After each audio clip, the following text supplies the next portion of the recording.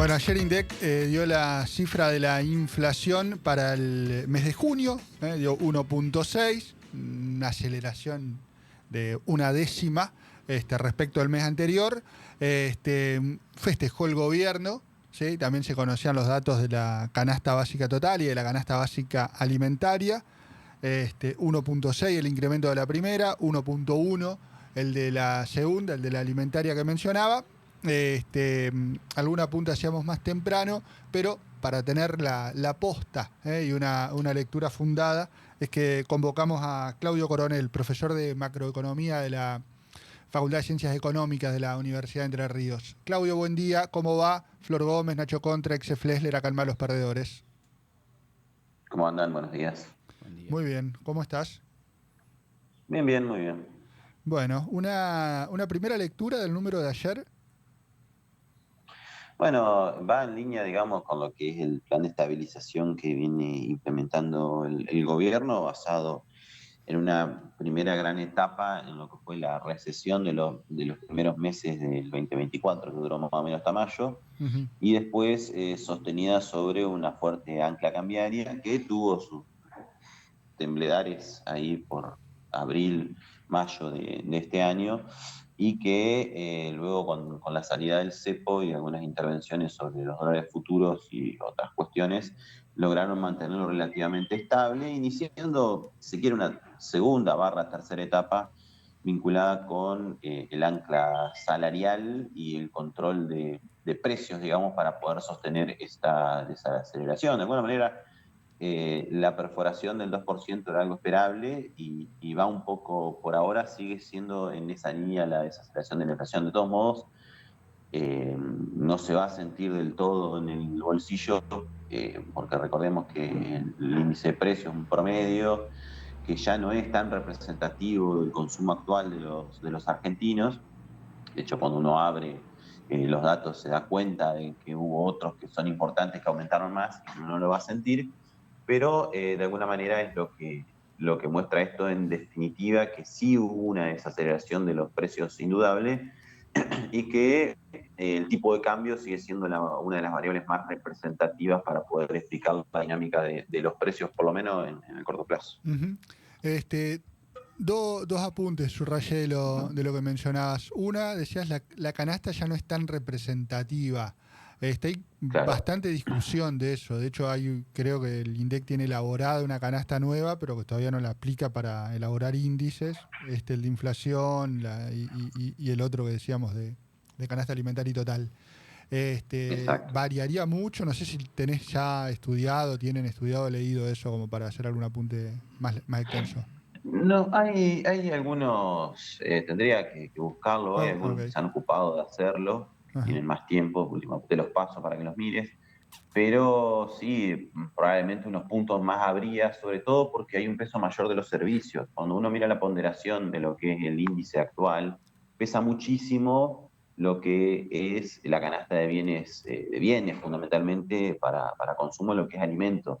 Y hoy el peso de los servicios es muy importante. Yo creo que no recuerdo el año, si fue en el 2018, ahora el año no lo recuerdo en concreto, pero se hizo un poco obligatorio en su momento. Recordarán los que son monotributistas sobre todo tuvieron que ingresar a la encuesta obligatoria NASDIP, Sí. que era la encuesta de gasto de hogares. Bueno, eso lo que relevó justamente fue el consumo de las personas y de alguna manera a partir de esa determinación de cuál es la nueva estructura de gasto, pensemos que la estructura de gasto es de los años 2000, o sea, es muy vieja, muy vieja, y no es para nada representativa de hoy, donde lo que es transporte, educación y sobre todo otros servicios tiene un peso preponderante sobre el consumo que esta canasta no la tiene bien ponderada, entonces te da eso. Entonces quizá estaríamos con una tasa del 2% y la desaceleración sería menor.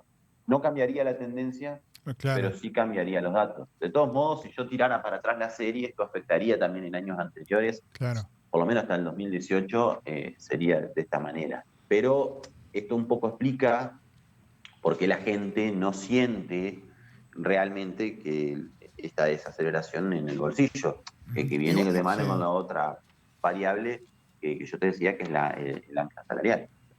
Claro. Exacto. Dejo el tipo de cambio para más adelante y metámonos en el ancla salarial. Para una de las cosas que planteamos al comienzo del programa también, cuando repasamos los títulos, es el poder adquisitivo, para cuánto te alcanza el sueldo o tu ingreso, y la cuestión del ancla salarial, que es el Estado, en este caso, no convalidando paritarias, bueno, incluso por arriba del 1%, convalidando paritarias solo muy por debajo de la inflación.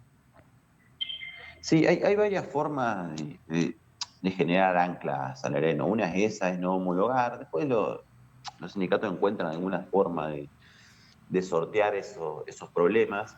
La otra es con el freno a la actividad económica, que es evidente, ¿sí? Que ha habido un freno a la actividad económica, hubo un proceso de recuperación que es típico en estos tipos de estabilizaciones, pero bueno, empezó a frenarse un poco la actividad local y eso dificulta, digamos, negociar recomposiciones salariales. Además de todo esto, vos tenés un problema adicional vinculado con el hecho de que Argentina no crece hace 10 años, siendo muy generosos, realmente ya estemos cerca de los 15. Entonces, ¿qué ocurre? Al tener una torta más o menos parecida o más chica, cuando se hacen las discusiones salariales, en realidad la discusión que hay detrás de todo esto es, bueno, ¿quién se queda con esa torta? Básicamente vos podemos dividirla en tres a la torta, ¿no? Lo que se Ujú. queda el Estado, o sea, neto, es decir, lo que te da vía transferencias menos lo que te quita por impuestos, lo que se quedan los dueños del capital, vamos a definirlo de esa manera, y los trabajadores.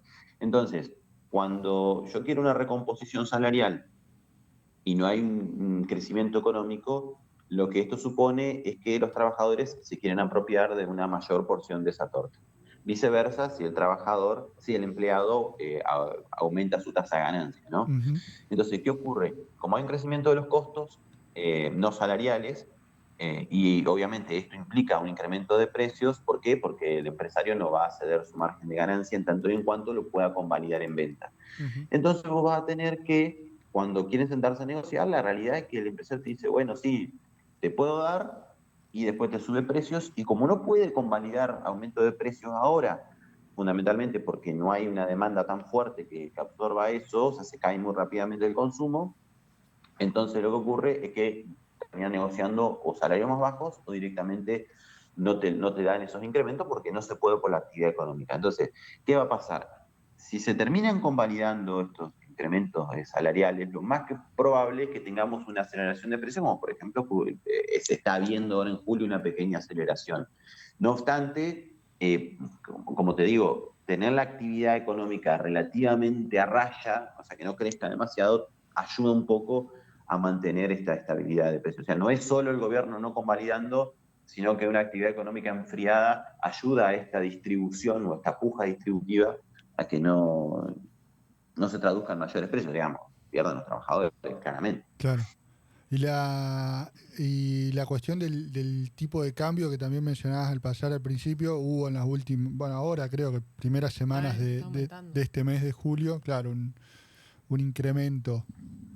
Este, Sobre el, sobre el tema del tipo de cambio, lo que resta ver ahora, a ver, cuando vos tenés inflaciones relativamente bajas, bajas para la Argentina, ¿no? ujú. 1,6, digamos, de la mitad de la inflación de América Latina en el año, Sí. pero cuando vos tenés inflaciones relativamente bajas, el pasaje de variaciones de tipo de cambio a precio es menor, ¿sí?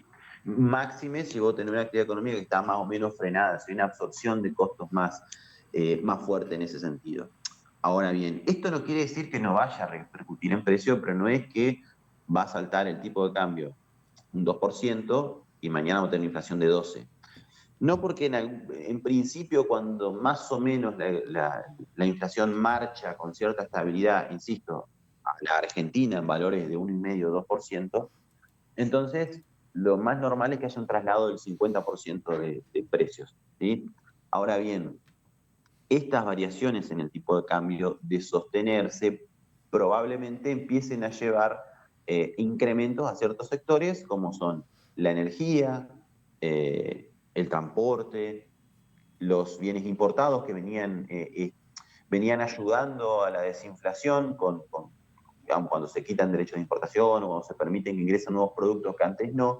Esto presiona a la baja los precios. De hecho, si uno mira el mayorista, van a ver que importados en algunos meses hubo deflación, no caída de precios porque ingresaron productos que tenían precios más bajos de Claro. los que estaban comercializándose anteriormente. Claro. Entonces, probablemente te pegue un poco por el lado de la importación y te pegue por un lado de la parte interna. Pero en tanto y en cuanto no haya una recomposición salarial, ¿sí? Por eso digo lo del ancla salarial, no vamos a ver grandes incrementos de precio como veníamos viendo en años anteriores cuando vos tenías un nivel de indexación altísimo, es decir, que había convalidaciones de sueldo mensuales, y además de todo eso, teníamos una gimnasia de indexación ya donde aumentábamos por las dudas porque ya sabíamos que el mes que viene íbamos a tener un salto. Ya no está esa sensibilidad que teníamos antes porque ya no está tan volátil el tipo de cambio como estaba antes. Claro. Que no quiere decir que no va a haber variaciones de precio, pero no vamos a ver un 5.